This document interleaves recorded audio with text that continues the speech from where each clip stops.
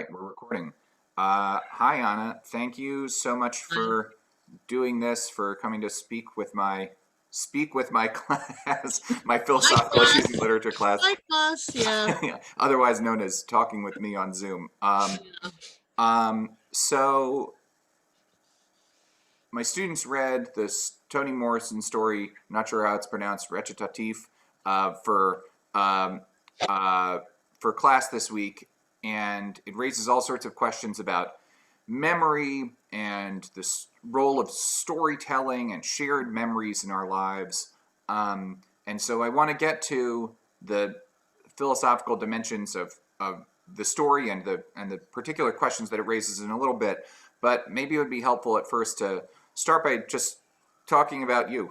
Like Okay. how you've worked on this stuff. You've written about storytelling and um, memory and traumatic memory in particular. Mhm. So this is not stuff that every philosopher works on. So Yeah. how do you get into this? Um, kind of. I mean, there's a long personal story. I'm actually an immigrant, technically a refugee from the Soviet Union, and my family made it after we got out. We lived in a whole bunch of different countries before coming to the U.S. because my family didn't immigrate the regular way. Long story. And so I had to adapt to a number of different countries, number of different languages, even before coming to the US and feeling myself as a complete alien once we got to Chicago, which is the first place where we lived. And so it came from, I don't want to say that I've been thinking about this stuff ever since I was little, but actually I was, except I didn't know what it was called. You Right.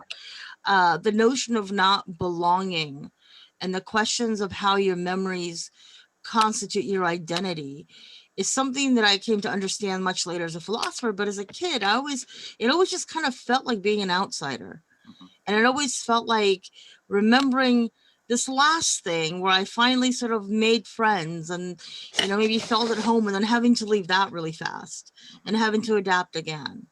So I feel like my life has been a series of kind of story, then breaking the story, then breaking the story. Mhm. And my whole life I've been sort of patching them together into something that felt like a coherent narrative, never quite Mhm. got there. But memory has always been really important because, you know, lots of stuff that I don't remember as a kid, I've always turned to my parents and asked them what happened. Mhm. And sometimes they remembered, sometimes their memories and mine were very different. And then I was confused as to what actually happened. Mhm. But really, I mean, my real sort of philosophical beginning with this really became started in graduate school. Mhm. I met Hilda Lindemann, who is sort of one of the absolute founders of the notion of narrative and philosophy. Um, and she became my dissertation advisor. And I started first working on issues of identity and illness, and only later I started thinking, putting memory in there. So here we are. Yeah. This question is maybe a little personal, so feel free to not answer it if you don't want to. Sure. But um, some people think that it's important that your whole life form a kind of a coherent story Yeah. that you're able to tell sort of to give yourself an autobiography, to give yourself a life story that has a narrative structure.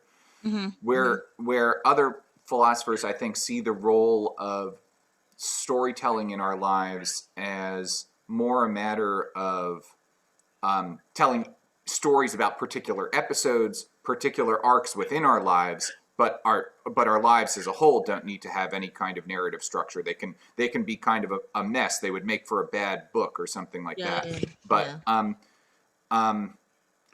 do you do you come down on either side of this? I mean, do you think it matters whether, I mean, obviously it matters that we have stories to tell us ourselves about things that happened within our lives, but does it matter whether our lives as a whole have any kind of narrative shape?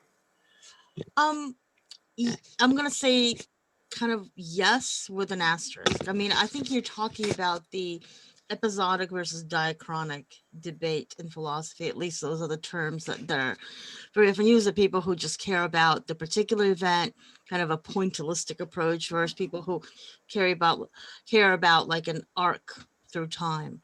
I'm not one of those people who think that your life story has to have this nice, neat arc.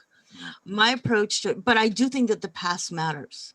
So unlike a lot of episodics who really say, well, the past mattered then, it doesn't matter now. That I think, sorry kids, I think that's bullshit. Am I allowed to say that? Okay. Yeah, you sure are. Um, Yeah. okay. So what I think, and I'm forgetting the word, and as you get older, you'll forget words too. There's a Japanese art that uses gold to stick to sort of fix broken objects like Uh-huh. vases or broke. I forgot what it's. I always forget what it's called, but it's. But I these always. like pieces of shattered pottery that are sort of Yeah, stitched yeah, yeah, together with gold leaf. exactly. Yeah. So for me, it's not neat, but I think a story arc of one's life will have these breaks. It'll have chasms, it'll have schisms, it'll have discontinuities. It's not going to be neat. But I think the importance of sort of a narrative approach is that you bind them together through this gold of the stories themselves that sometimes hold together what by itself would be just shards. Right. And so people who have tragedies and traumas and breaks and incongruities in their lives, like a serious illness, right? 3 years ago, no, 2 years ago, I became really seriously ill. I had to be hospitalized. I was on a ventilator in a coma for a week. And that brought my life to a complete stop. Not just because I was in the hospital, everything that came after, right? So I had to make sense of that. I couldn't just say, okay, here's Anna's life, then there's this blank spot, this episode, and then her life continues. My life was changed by that. So now I have to incorporate it. I have to sort of glue the shards together. Mm-hmm. And it doesn't mean it's not going to look like a whole bowl, right? Or a vase. You're going to see the shards, and that's fine. Mm-hmm. But I think being completely episodic about it ignores the necessity of making these connections for yourself and for others. Yeah, yeah, that's gorgeous. That that is a really apt metaphor. I think like that. Um, even if yeah, right. Even if your life as a whole doesn't have a sort of especially tidy narrative structure, Mm, there's still room for sort of artfulness or creativity or something like that right, in piecing the different bits of it together. And you could right. imagine, yeah, you could imagine somebody could do that, yeah, more or less skillfully. Mhm. Um, um, Very few you know, people have nice, neat lives. I mean, mhm, I've never met any. So yeah, even the very privileged have lives that are fundamentally messed up. yeah. Or just they have even if they're not even if there's nothing sort of morally defective or just like painful about having different sorts of parts of your life that don't fit together in a neat way. You could just have different aspects of your personality or That's right. different relationships which you sort of cordon off from one another or something That's like right. that. That's right. Yep. Mhm. Which is actually I think a theme that comes up a little bit in the story. So maybe we can start turning to this. I Sure. mean, so the central spoiler alert for anybody who hasn't read the story yet, but the basic way that the story unfolds um, is that there are two girls who meet at a kind of orphanage, although their parents were just like not competent parents, so they dropped them off at this orphanage. Their parents hadn't died. They meet when they're 8 years old at this orphanage and sort of have this really intense bonding experience for a relatively brief period of time. And one is black and one is white, although they Toni Morrison never clarifies which. That's right. Um, and then they meet at various intervals over the course of the rest of their lives and um, uh, kind of tell and retell the story of what happened to them at the orphanage and in different ways, more or less accurately, although you never know as a reader. Um, and um, the stories that they tell sort of fit more or less successfully in with the sorts of lives that they've built as adults. So it's this it's this one sort of really intense period of time from when they're 8 years old, but that might not sort of fit with the kind of identities that they've constructed for themselves as on the one hand like a working class uh, mother in Newburgh, and on the other hand like a well-to-do socialite. One of them married really well, right? Or something like that, from Yeah, what I yeah, they're both yeah. married. They both end up kind of thriving, but like one ends up being Like rich and very one upper ends up middle being class or something like that. yeah, Yeah, right, right, yeah, and the other ended up being working class. yeah. Um, so you know there are a lot of different questions which are raised in the story, but I think one question has to do with the reliability of memory in general, and um,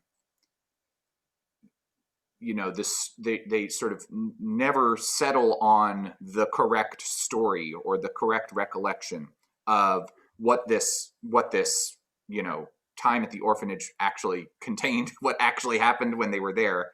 um, um, Although there's and some hints, right, that something was not yeah, quite right, right. right. So there's an episode where the central episode in the orphanage that they struggle to remember is of somebody uh, knocking down and kicking a disabled woman who works at the orphanage, Right. and they can't remember whether they themselves knocked the woman down.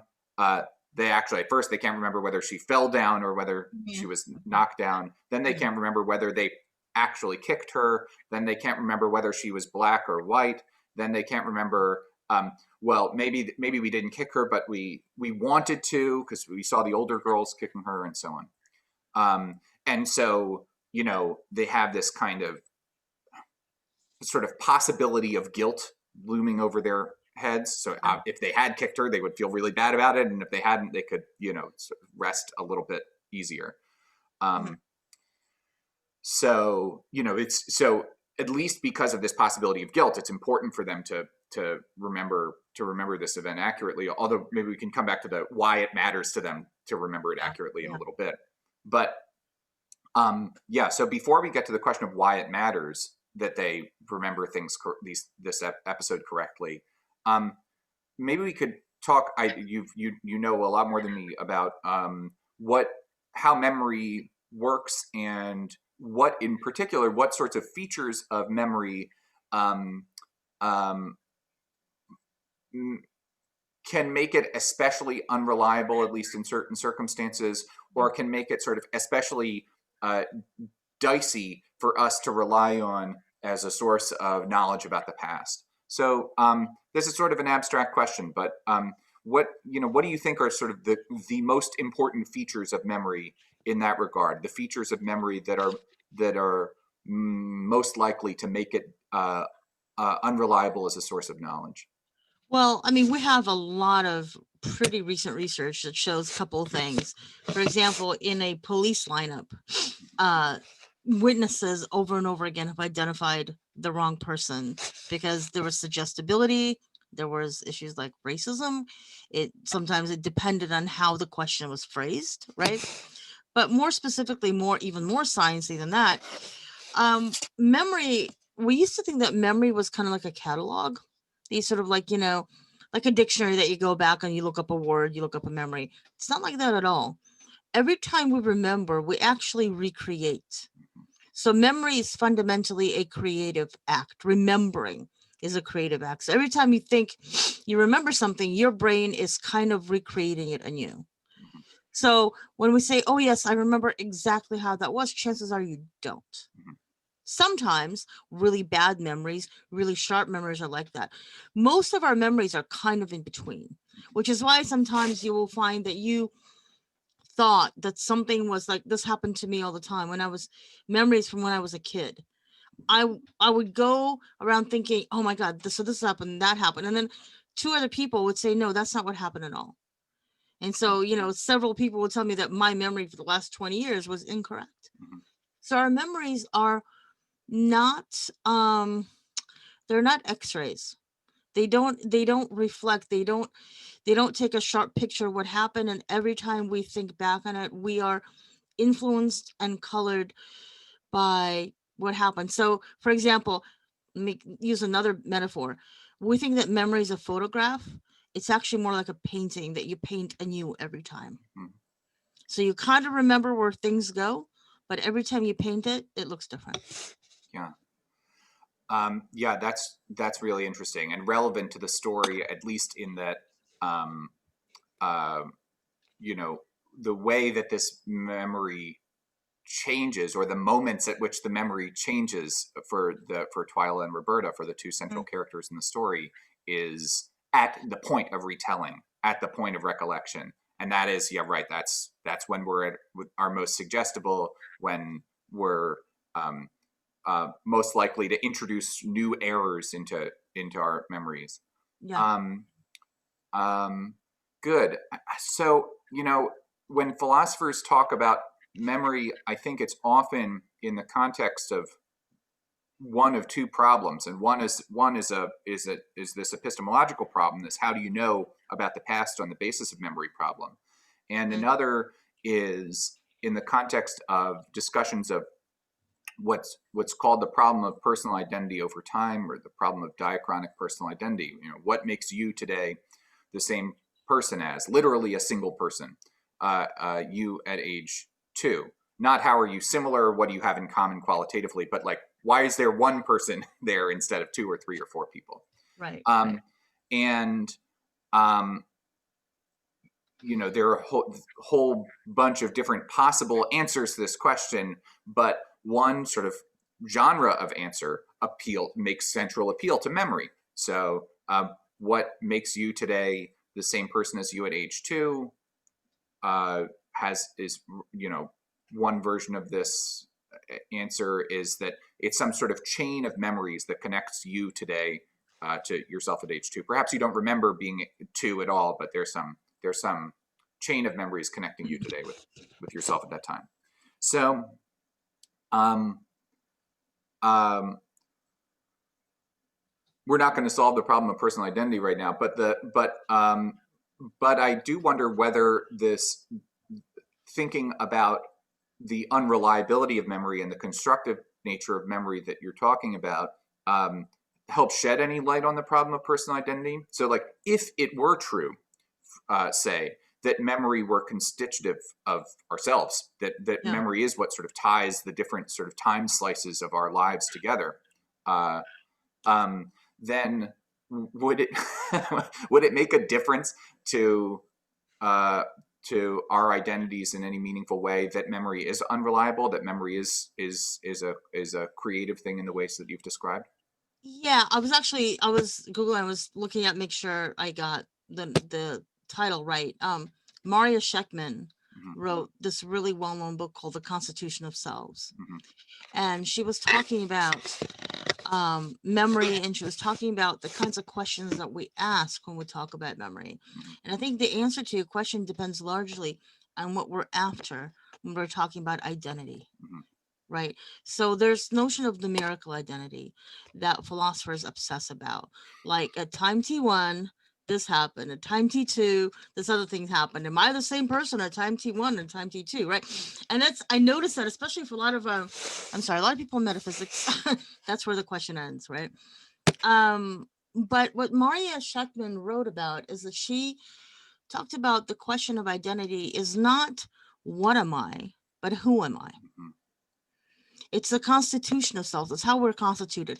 It's when we look in the mirror and we say, who is this person staring at me? Not, is this person the same person as turn on the lights in the bathroom, but who is this person? That's the kind of identity, I think, that's a lot more informative, and I think a lot richer. And I think the fact that memory is unreliable tends to play with that idea a lot better.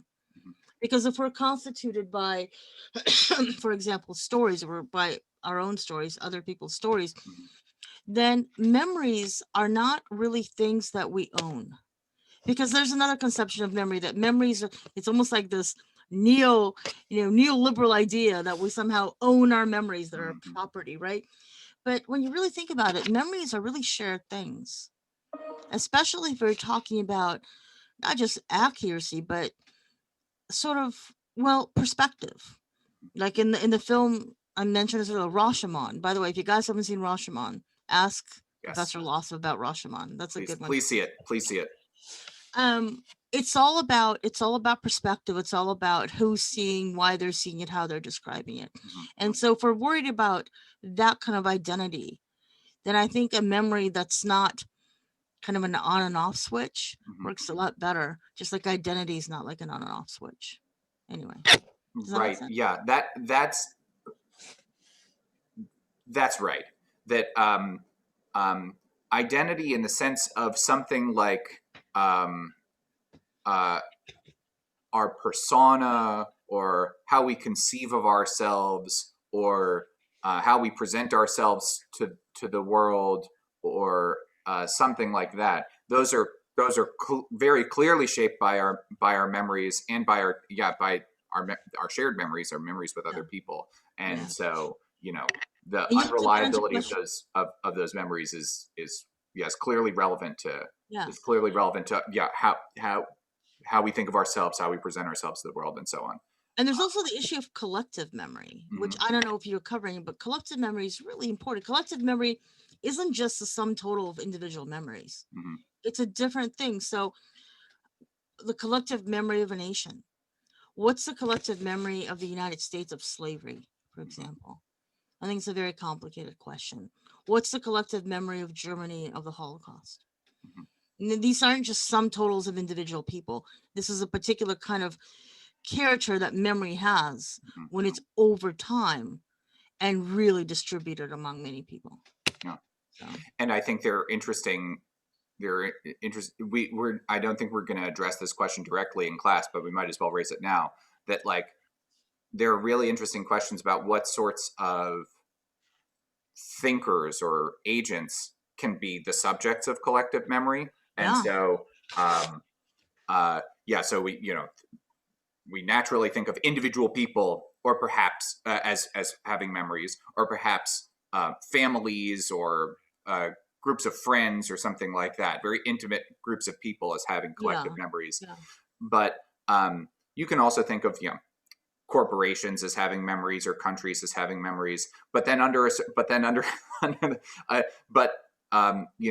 if those sorts of institutions or social structures become fragmented enough, or uh, uh, lack the relevant sort of social integration, then they might not be the sorts of things that could have collective memories at all. And right. maybe this is a sort of needlessly metaphysical way of framing our possible political problems in the U.S. today. But it does seem to me that, like, the more fragmented our sort of public discourse, or the more fragmented our sort of collective storytelling practices, or sort of siloed off we are from one another, the less likely it is that we could have collective memories at all. It seems to Yeah. me.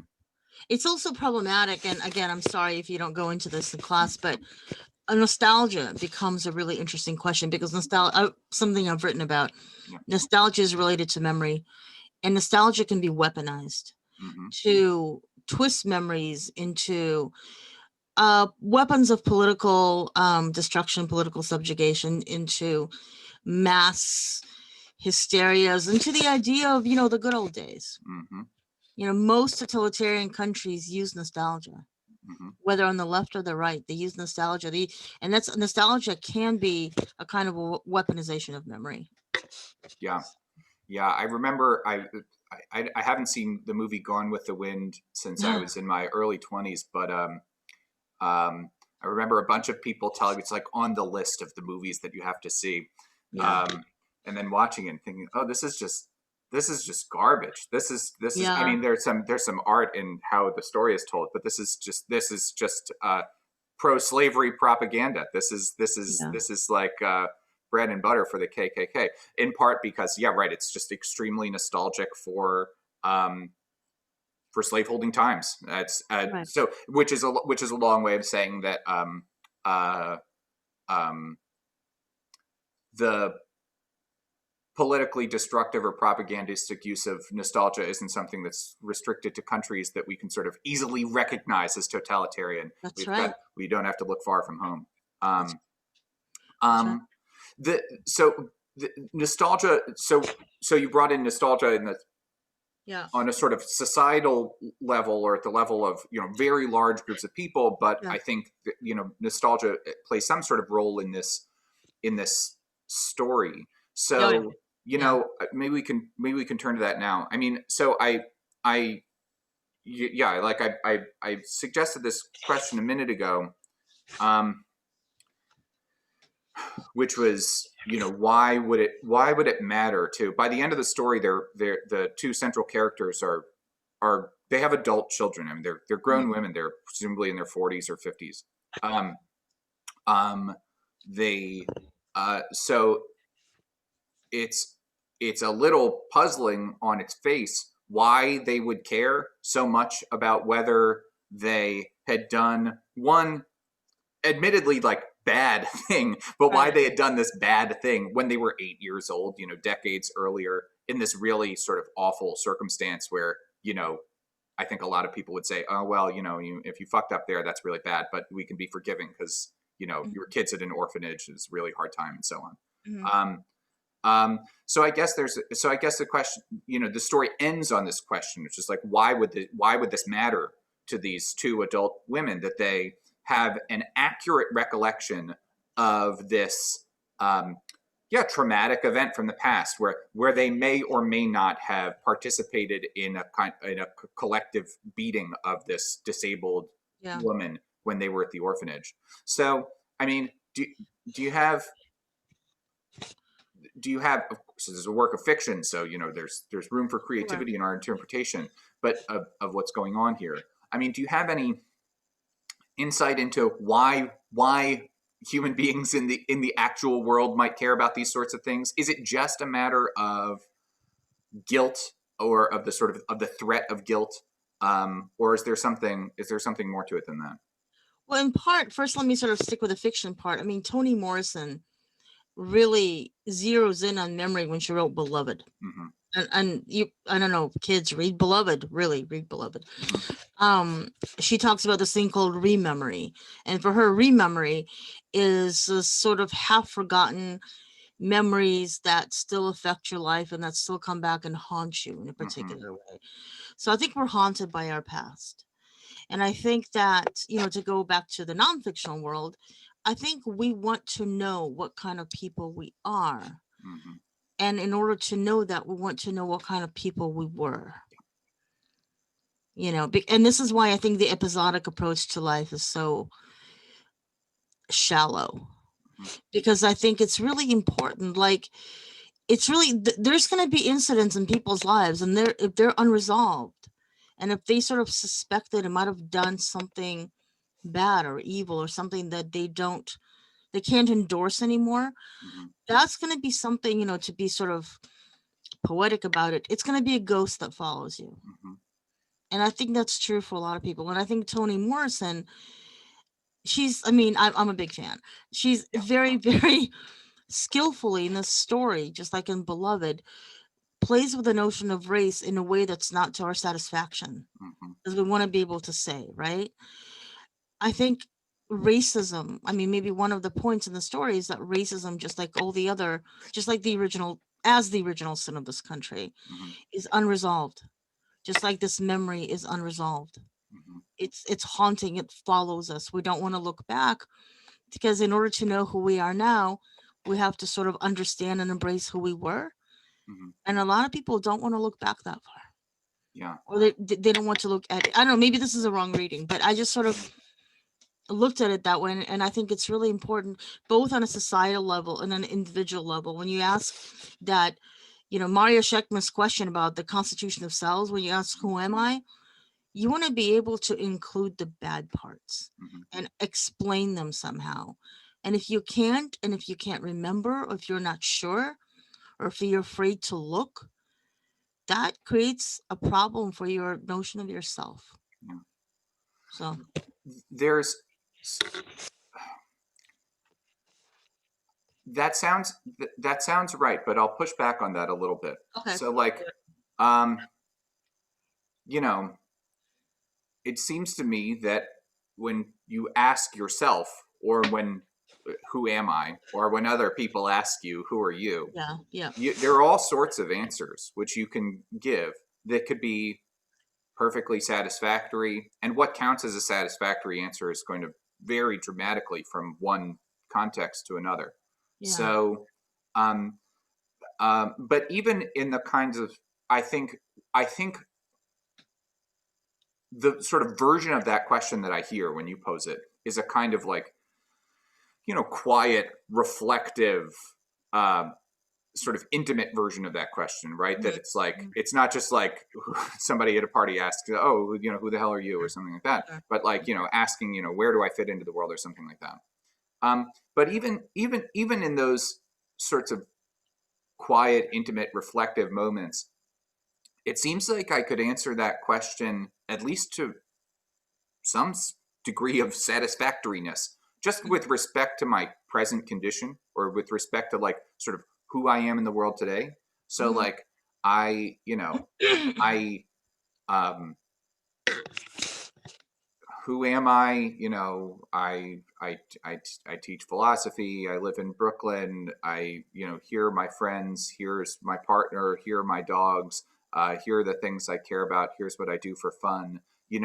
That doesn't sound like, at least on the face of it, like a bad answer to that question, right? Mhm. But it's not a memory at least not in any obvious way, a Right. memory involving question.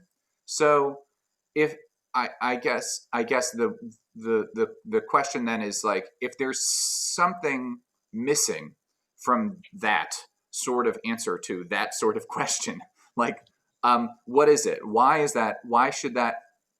If I have that kind of whatever, that kind of restlessness or anxiety that I think people sometimes have, that leads them to ask like a "who am I" type question, Mhm. um, and I give myself that sort of answer. I'm a philosopher. I teach. I live in Brooklyn. Blah blah blah. Like, why should that not be enough? You know what I mean? Yeah, well, in a sense, I think you're giving a descriptive answer to a normative question, Mm-hmm. right? You are giving me facts. You're telling me, you're describing your life situation, where Mm-hmm. you are, what you like to do. What I'm really asking is, in this particular case, is what can I put this? What are you like, right? So it's not tell me all the little details that constitute your interest or whatever, but deeper on the inside, what are you like? What are your values, motivations? How you driven, how you repulsed? Mm-hmm. And you can sort of say, well, I like philosophy, right? I'm driven by that. But then there's a question behind that, why, right? I mean, you started out this interview by asking me how I got to work on this stuff, right? So it wouldn't be sufficient if I say, well, I really like questions of memory and identity. There's a story behind this. This is what I'm asking you, is for the story behind the description. Mm-hmm. And those, I think, are much more normative questions. And that's why I think if one of the descriptions that constituted the story was, oh, I pushed down an African American woman when I was a kid and laughed about it, Mm-hmm. that may not fit your current conception of yourself. And you may want to leave it out. Do you know what I mean? Yeah, yeah.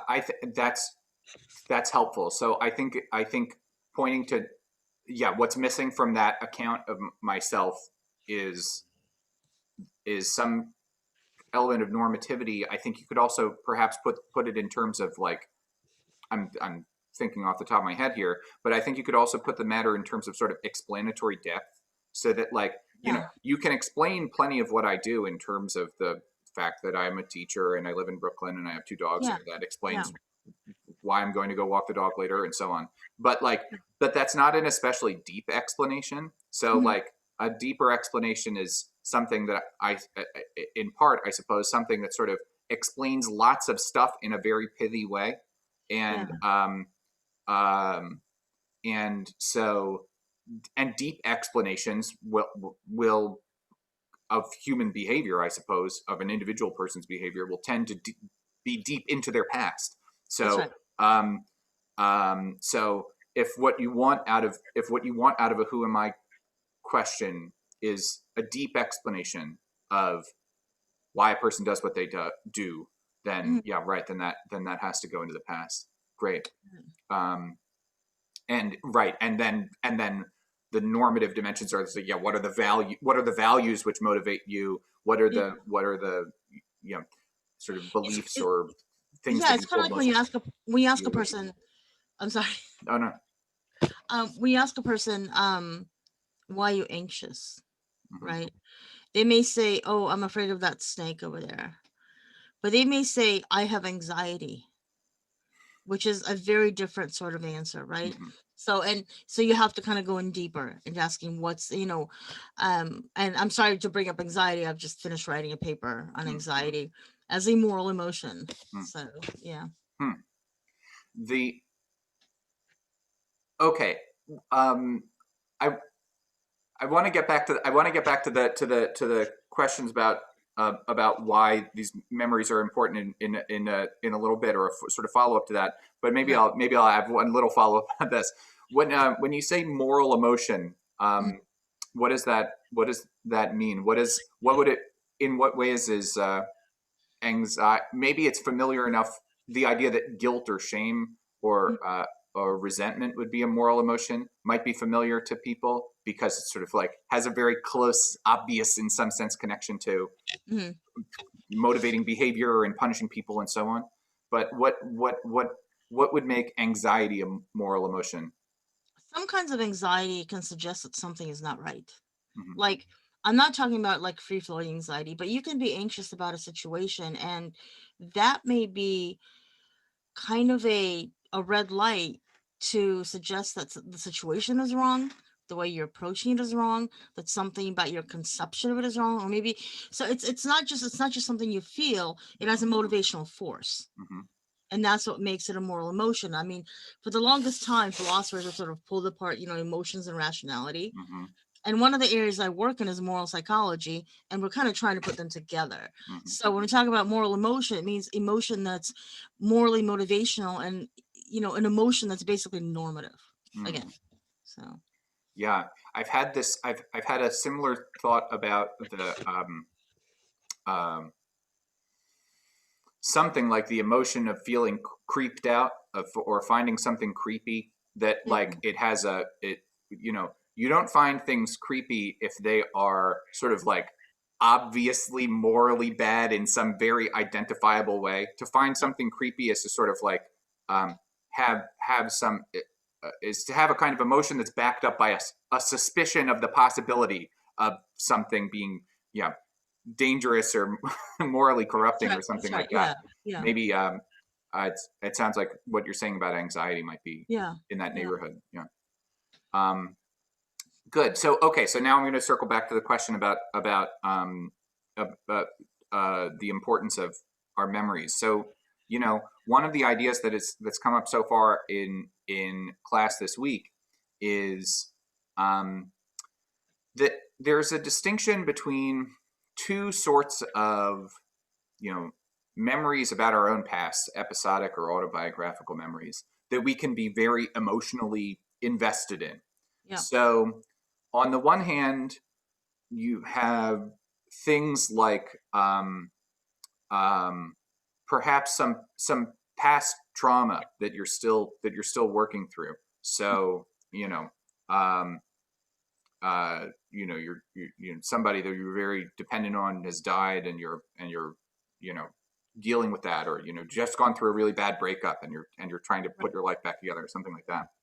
um, and in these sorts of cases, it sort of makes sense, I think, or intuitively it like is a reasonable thing to do for people to still be emotionally connected to their pasts. yeah, So for people to have that, you know the same sort of vivid, visceral response to reflecting on the situation, perhaps, as they had while they were living through it, to still live with it emotionally.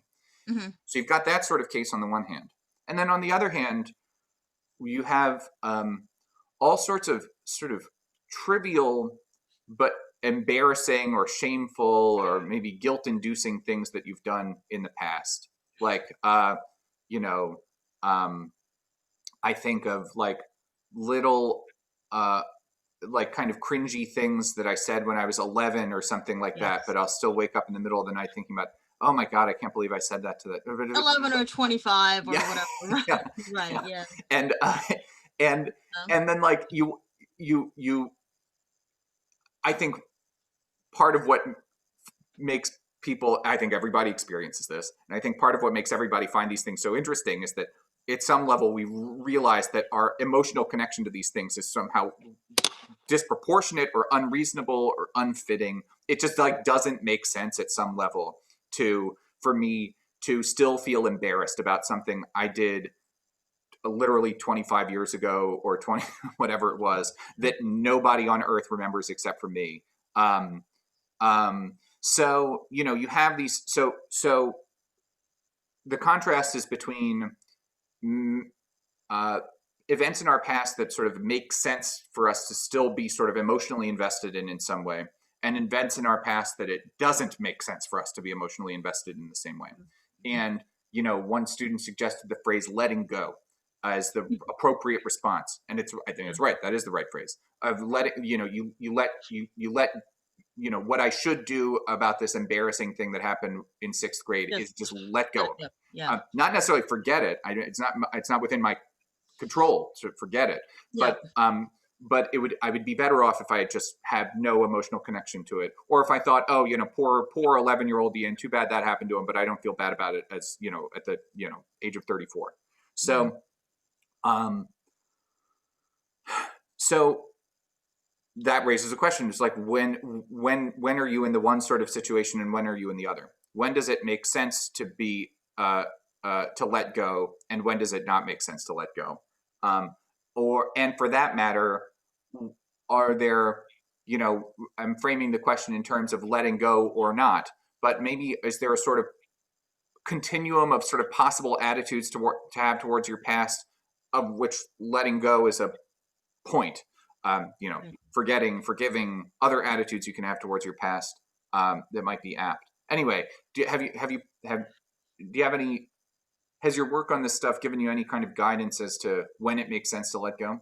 You know, it's funny. Philosophers always look for general rules and guidance, and I mean, my sort of oral answer is no, Mm-hmm. but I think that it has to do. Again, I'm coming back to the Constitution question of Mario Scheckman, because I'm sorry I'm a broken record with this, because I think it just makes so much sense with this.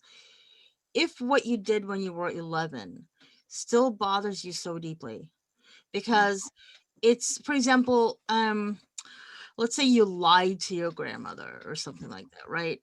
Now, that could still, maybe that's harder to let go, because that really contrasts with who you are now and how you sort of conceive yourself to be, or how you want to conceive yourself to be, right?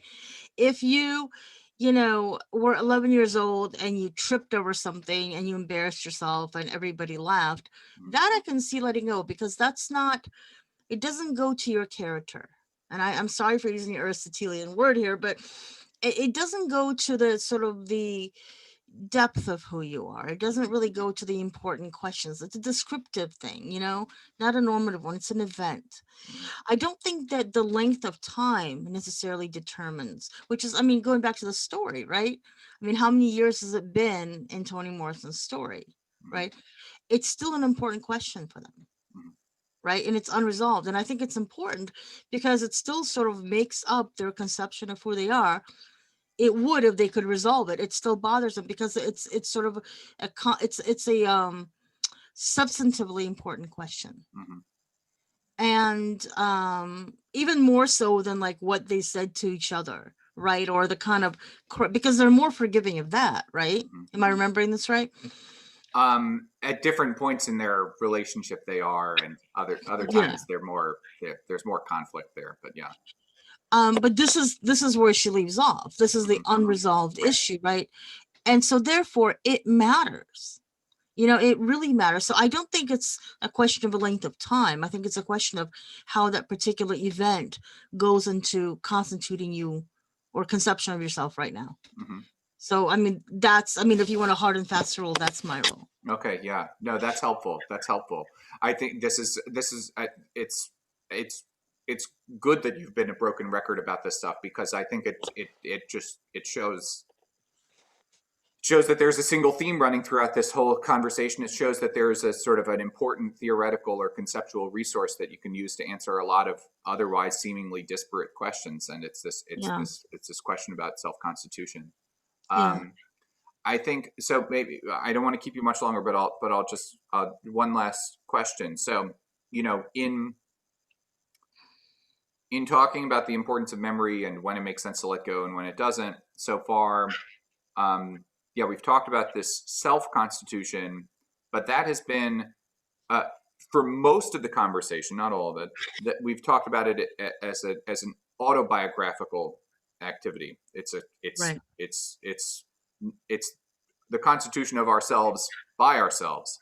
Mm-hmm. Um, uh, and you mentioned collective memory at the kind of society wide or polity level or something like that, where there could be political purposes or sort of civic virtue type purposes for sort of sharing Right. memories with a whole nation or something like that. But we haven't talked as much about shared memories in particular relationships between individual people. Yeah. So um, um, the I suspect that the answer to this question will also have to do with self constitution, but but yeah. So we've got some pretty good reasons to think that it's important for us to you know get straight about our memories of our own past, at least in certain regards. Yeah. But why shared memory in among pairs of people who have relationships with each other? Why would that matter? Why would shared memories matter? Yeah. Because your idea of who you are is not monological. Hmm. It's not just your own story. On the narrative conception of identity that I'm working with, Hmm. it's stories that you tell, but also stories that others tell about you. Hmm. And it's the interplay between all of that. Hmm. There has to be uptake. I can talk about who I am and what I remember, but if there's no uptake, I can say I'm Napoleon, right? That's Hmm. my self conception, right? That's not going to give me any uptake, right? Hmm. Or, if you remember, from the 1960s, they had, during the civil rights marches, they had a very famous shot of several African American men holding signs that said, "I am a man," Hmm. right? Those very famous signs. That was I sort of see that as a self directed narrative, but that's aimed at others. Hmm. See me as a man. I am a man. But you know what?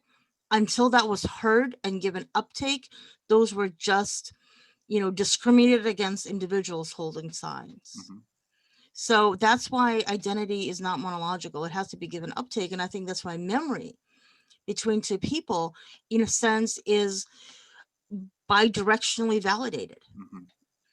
And I think, the more that memory is validated, the more that I feel that memory can find a place in my conception of myself, Hmm. right? Did I push that woman down? Did she push that woman down? Okay, if we have the same memory, then one of us can say, okay, I didn't do it. Hmm. And the other one can begin to sort of deal with that. Hmm.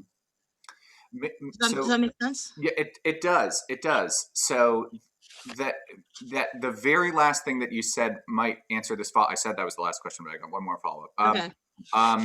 The very last thing that you said might be the answer to this, but it sometimes strikes me that when we talk about identity, not in the sense of self constitution, not in the sense of numerical identity or Right. identity over Right. time. Um,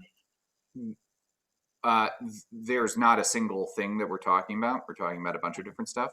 Right. So, sometimes people talk about identity in the sense of um, sort of roughly which sort of important demographic groups they belong to. Yeah. And that might not be a matter of self description or self constitution at all.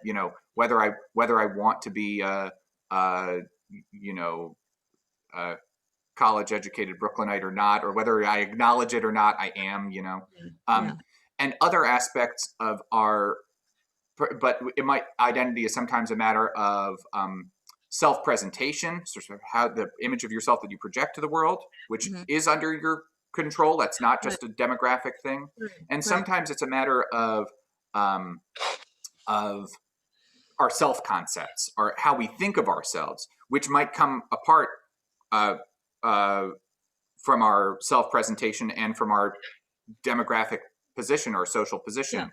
Yeah. So there are at least three things that I think people talk about when they talk about identity. And when you say that, and when I've read other philosophers say this, you mentioned Hilda Lindemann, when you say that our identities are constructed or determined by or constituted by not just our own, self-narrating activity, but by the stories other people tell about us and the descriptions other people have about us, the attitudes other people have towards us. I Mhm. wonder whether there are like two different types of identity which are being conflated here.